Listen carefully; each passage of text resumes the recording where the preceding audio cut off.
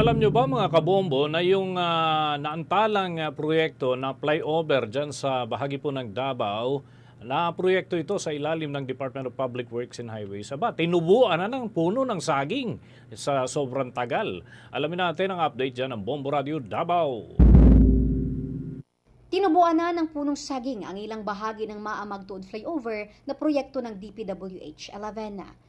Maalalang naging laman ng balita ang naturang proyekto nang dahil sa matagal nitong pagkakaantala at hindi pagkilos di umano ng Department of Public Works and Highways 11 upang tapusin ito sa madaling panahon.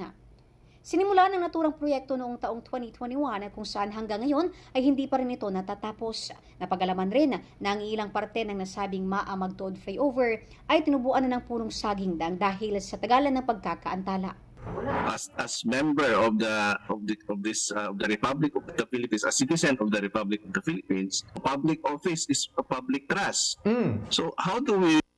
Sa ngayon, ipinagpapatuloy na ng ilang mga personahe ng DPWH-11 ang nasabing proyekto, bagamat kaunti lamang ang mga trabahanteng on-site upang magtrabaho.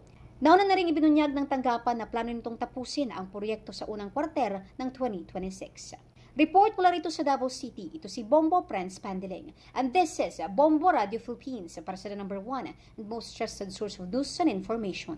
Basta Radio, Bombo! For the most trusted source of news and information, visit our website at www.bomboradio.com. Follow us on Bombo Radio mobile app, Facebook, YouTube, TikTok, and X, formerly Twitter. Like, share, and stay connected. Anytime, anywhere.